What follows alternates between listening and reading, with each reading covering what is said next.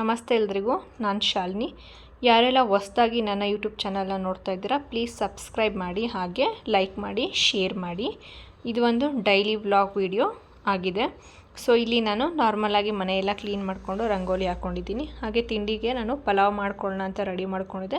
So ಇಲ್ಲಿ vegetable pulao ಆಗಿರೋದ್ರಿಂದ ನಮ್ಮ ಮನೇಲಿ ಯಾವೆಲ್ಲ ತರಕಾರಿನ ನಾವು ಇಷ್ಟಪಟ್ಟು ತಿಂತೀವೋ ಆ ಎಲ್ಲ ತರಕಾರಿಗಳನ್ನ ನಾನು ಬಳಸ್ಕೊಂಡಿದ್ದೀನಿ. ನೀವು ಅಷ್ಟೇ, ನೀವು ಯಾವ ತರಕಾರಿಗಳನ್ನ ನಿಮ್ಮ ಮನೇಲಿ ತಿನ್ಲಿಕ್ಕೆ ಇಷ್ಟಪಡ್ತಾರೆ ಆ ಎಲ್ಲ ತರಕಾರಿಗಳನ್ನ ಬಳಸ್ಕೊಳ್ಳಿ. ಪಲಾವ್ಗೆ ಆ ತರಕಾರಿ ಈ ತರಕಾರಿ ಅಂತ ಏನಿಲ್ಲ, ಎಲ್ಲ ತರಕಾರಿನೂ ಹಾಕ್ಕೊಂಡ್ರೂ ವೆಜಿಟೇಬಲ್ ಪಲಾವ್ ಆಗುತ್ತೆ. ಸೊ ಮಸಾಲೆನೂ ಅಷ್ಟೇ, ನಾನು ತುಂಬ ಜಾಸ್ತಿ ಮಸಾಲೆನ ಬಳಸ್ಕೊಂಡಿಲ್ಲ, ಏಕೆಂದರೆ ತುಂಬ ಬಿಸಿಲಿರೋದ್ರಿಂದ ತೀರಾ ಮಸಾಲೆನ ತಿನ್ನೋದ್ರಿಂದ ಅಷ್ಟೊಂದು ಆರೋಗ್ಯಕ್ಕೆ ಒಳ್ಳೆಯದಲ್ಲ. ಸೊ ಅದಕ್ಕೋಸ್ಕರ ನಾನು ಸ್ವಲ್ಪ ಮಸಾಲೆನ ತೊಗೊಂಡಿದ್ದೀನಿ. ಹಾಗೆ ಇಲ್ಲಿ ಯಾವುದೇ ಥರ ಮಸಾಲೆನೂ ನಾನಿಲ್ಲಿ ಫ್ರೈ ಮಾಡ್ತಾ ಇಲ್ಲ. ಸೊ ಹಸಿ ಮಸಾಲೆನೇ ತೊಗೊಂಡು ನಾನಿಲ್ಲಿ ಪೇಸ್ಟ್ ಮಾಡ್ಕೊತಾ ಇದ್ದೀನಿ. ಯಾಕೆ ಅಂತ ಹೇಳಿದ್ರೆ ನಾನೀಗ ಏನು ಕುಕ್ಕರ್ನ ಇಟ್ಕೊಂಡು ಬಾಡಿಸ್ಕೊತೀನಲ್ವ, ಆಗ ಅಲ್ಲಿ ನಾನು ಏನು ಮಾಡ್ತೀನಿ ಅಂದರೆ ಹಸಿ ವಾಸನೆ ಹೋಗೋವರೆಗೂ ಬಾಡಿಸ್ಕೊತೀನಿ. ಅದಕ್ಕೋಸ್ಕರ ನಾನು ಯಾವುದೇ ಥರ ಮಸಾಲೆನೂ ಅಲ್ಲಿ ನಾನು ಫ್ರೈ ಮಾಡ್ಕೊಂಡಿಲ್ಲ, ಡೈರೆಕ್ಟಾಗಿ ತೊಗೊಂಡು ಪೇಸ್ಟ್ನ ಮಾಡ್ಕೊಂಡಿದ್ದೀನಿ. ಸೊ ಇಲ್ಲಿ ಪಲಾವ್ಗೆ ಜಾಸ್ತಿ ಎಣ್ಣೆ ಬೇಕು, ಬಟ್ ನಾವು ಜಾಸ್ತಿ ಆಯಿಲ್ನ ಅಷ್ಟು ಇಷ್ಟಪಡಲ್ಲ. ಅದಕ್ಕೋಸ್ಕರ ಸ್ವಲ್ಪ ಎಣ್ಣೆನ ಹಾಕ್ಕೊಂಡು ಸ್ವಲ್ಪ ಸೋಂಪು, ಜೀರಿಗೆ, ಸ್ಟಾರ್, ಹಾಗೆಯೇ ಒಂದೆರಡು ಪಲಾವ್ ಎಲೆನ ಹಾಕ್ಕೊಂಡು ಬಾಡಿಸ್ಕೊತಾ ಇದ್ದೀನಿ. ಹಾಗೆ ಸ್ವಲ್ಪ ಕರ್ಬೇವಿನ ಸೊಪ್ಪನ್ನ ಹಾಕ್ಕೊತಾ ಇದ್ದೀನಿ. ಇಲ್ಲಿ ಕರ್ಬೇವಿನ ಸೊಪ್ಪು ಆಪ್ಷನು ಇದ್ದರೆ ಹಾಕ್ಕೊಳ್ಳಿ, ಇಲ್ಲ ಅಂದರೆ ಇಲ್ಲ ಅಷ್ಟೇ. ಹಾಗೆ ಸ್ವಲ್ಪ ಈರುಳ್ಳಿನ ಹಾಕ್ಕೊತೀನಿ. ಈರುಳ್ಳಿನ ಜಾಸ್ತಿ ಹಾಕ್ಕೊಳ್ಳೋದ್ರಿಂದನೂ ಪಲಾವು ಚೆನ್ನಾಗಿರುತ್ತೆ. ಸೊ ಅದೇ ಥರ ಇದನ್ನು ಜಾಸ್ತಿ ಫ್ರೈ ಮಾಡ್ಕೊಬೇಕು ಈರುಳ್ಳಿನ. ಹಾಗೆ ಸ್ವಲ್ಪ ಅಂದರೆ ಮೀನ್ಸ್ ಕ್ರಂಚಿಯಾಗಿ ಫ್ರೈ ಮಾಡ್ಕೊಳ್ಳೋದ್ರಿಂದ ಚೆನ್ನಾಗಿರುತ್ತೆ. ನೋಡಿ, ಇಲ್ಲಿ ನಾನು ಇವಾಗ ಹಸಿ ಮಸಾಲೆನೇ ಡೈರೆಕ್ಟಾಗಿ ಹಾಕ್ಕೊಂಡಿದ್ದೀನಿ. ಇಲ್ಲಿ ಏನು ಮಾಡ್ತೀನಿ ಅಂದರೆ ಸುತ್ತ ಎಣ್ಣೆ ಬಿಡೋವರೆಗೂ ಏನು ಮಾಡ್ತೀನಿ, ಫ್ರೈ ಮಾಡ್ಕೊತೀನಿ. ಸುತ್ತ ಎಣ್ಣೆ ಯಾವಾಗ ಬಿಡುತ್ತೆ ಆಗ ನಮಗೆ ಹಸಿ ವಾಸನೆ ಹೋಗಿ ಮಸಾಲೆ ಫ್ರೈ ಆಗಿದೆ ಅಂತ ಗೊತ್ತಾಗುತ್ತೆ. ಸೊ ನೋಡ್ತಾ ಇರ್ಬೋದು ನೀವು, ಇವಾಗ ಸುತ್ತ ಎಣ್ಣೆ ಬಿಟ್ಟು ಮಸಾಲೆ ಎಲ್ಲ ಫ್ರೈ ಆಗಿದೆ. ಸೊ ಈ ಸಮಯದಲ್ಲಿ ನಾವೇನು ಮಾಡಬೇಕಂದ್ರೆ ಎಲ್ಲ ತರಕಾರಿಗಳು ಏನು ನಾವು ಹೆಚ್ಚಿಟ್ಕೊಂಡಿದ್ವಿ ಎಲ್ಲ ತರಕಾರಿಗಳನ್ನ ಬಳಸ್ಕೊಳ್ಳೋಣ.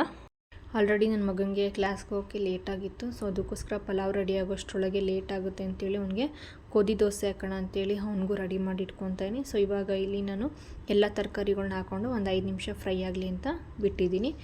ಇದೇ ಗ್ಯಾಪಲ್ಲಿ ದೋಸೆನೂ ಹಾಕ್ಕೊತಾ ಇದ್ದೀನಿ. ದೋಸೆ ನೋಡಿ, ಮೊದಲನೇ ದೋಸೆ ನನಗೆ ಎಂಥ ದೋಸೆ ಆಗಿರ್ಬೋದು ಯಾವಾಗಲೂ ಕೆಟ್ಟೋಗುತ್ತೆ. ನಿಮಗೂ ಹಾಗೆ ಆಗಿದ್ದನ್ನ ಕಮೆಂಟ್ ಮಾಡಿ. ತರಕಾರಿ ಎಲ್ಲನೂ ಹಾಕ್ಕೊಂಡು ರೆಡಿ ಆಯಿತು ಇವಾಗ. ಸೊ ಫ್ರೈ ಆಗಿದೆ. ಈಗ ನಾನು ಎಷ್ಟು ಬೇಕೋ ಅಷ್ಟು ನೀರನ್ನ ಇಲ್ಲಿ ಬಳಸ್ಕೊಂಡು, ನೀರು ಸಹ ಬಿಸಿನೀರನ್ನೇ ಹಾಕ್ಕೊಂಡಿದ್ದೀನಿ ಬೇಗ ಆಗಲಿ ಅಂತೇಳಿ. ಬಿಸಿನೀರು ಹಾಕೋದ್ರಿಂದ ಬೇಗ ಕುದಿ ಹಿಡಿಯುತ್ತಲ್ವ, ಸೊ ಅದಕ್ಕೋಸ್ಕರ. ಹಾಗೆ ರುಚಿಗೆ ತಕ್ಕಷ್ಟು ಉಪ್ಪನ್ನ ಹಾಕ್ಕೊತಾ ಇದ್ದೀನಿ.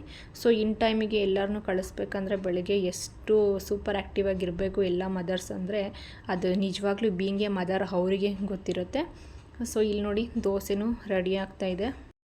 ಈ ದೋಸೆ ಹಿಟ್ಟು ಅಂದರೆ ರೆಡಿ ಮಾಡ್ಕೊಂಡಿರೋದೇನಲ್ಲ. ಸೊ ಈ ದೋಸೆ ಹಿಟ್ಟು ಗೋಧಿ ಮತ್ತು ಮೆಂತ್ಯಕಾಳನ್ನ ಏನು ಮೆಂತ್ಯ ಮುದ್ದೆ ಮಾಡಿರ್ತೀವಲ್ವ, ಆ ಹಿಟ್ಟಲ್ಲೇ ನಾನು ದೋಸೆನ ರೆಡಿ ಮಾಡ್ಕೊಂಡಿದ್ದೀನಿ. ಸೊ ಇಲ್ಲಿ ಚಟ್ನಿ ಪುಡಿ ಮತ್ತು ಸ್ವಲ್ಪ ತುಪ್ಪನ ಹಾಕ್ಬಿಟ್ಟು ನನ್ನ ಮಗನಿಗೆ ರೆಡಿ ಮಾಡಿದ್ದೀನಿ. ಹಾಗೆ ಅವನಿಗೆ ಲೇಟ್ ಆಗಿತ್ತಲ್ವ, ಸೊ ಅದಕ್ಕೋಸ್ಕರ ಲಂಚ್ ಬಾಕ್ಸಿಗೂ ಸಹ ದೋಸೆನೇ ಹಾಕ್ಬಿಟ್ಟು ಕೊಡ್ತಾಯಿದ್ದೀನಿ.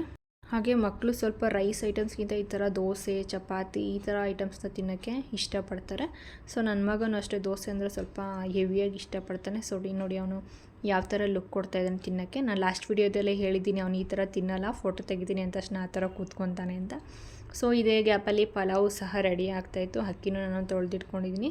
ಸೊ ಇವಾಗ ಅಕ್ಕಿನೂ ಹಾಕ್ಕೊತಾ ಇದ್ದೀನಿ.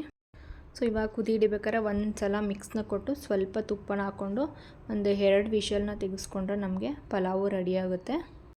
ಮನೇಲಿ ತುಂಬ ತರಕಾರಿಗಳಿದ್ದಾಗ ಈ ಥರ ಪಲಾವ್ ಮಾಡಿಕೊಂಡ್ರೆ ತರಕಾರಿನೂ ಖಾಲಿ ಆಗುತ್ತೆ, ಹೆಲ್ತ್ಗೂ ಚೆನ್ನಾಗಿ ಒಳ್ಳೆ ತರಕಾರಿ ಸೇರುತ್ತೆ.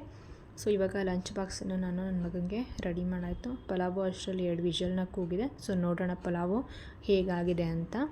ಸೊ ಇಲ್ಲಿ ನೋಡ್ತಾ ಇರ್ಬೋದು ನೀವಾಗ, ಹಬೆ ಮುಖಕ್ಕೆ ಬಡೀತಾ ಇದೆ ನೋಡಿ, ಅಷ್ಟು ನೀಟಾಗಿ ಪಲಾವು ರೆಡಿಯಾಗಿದೆ.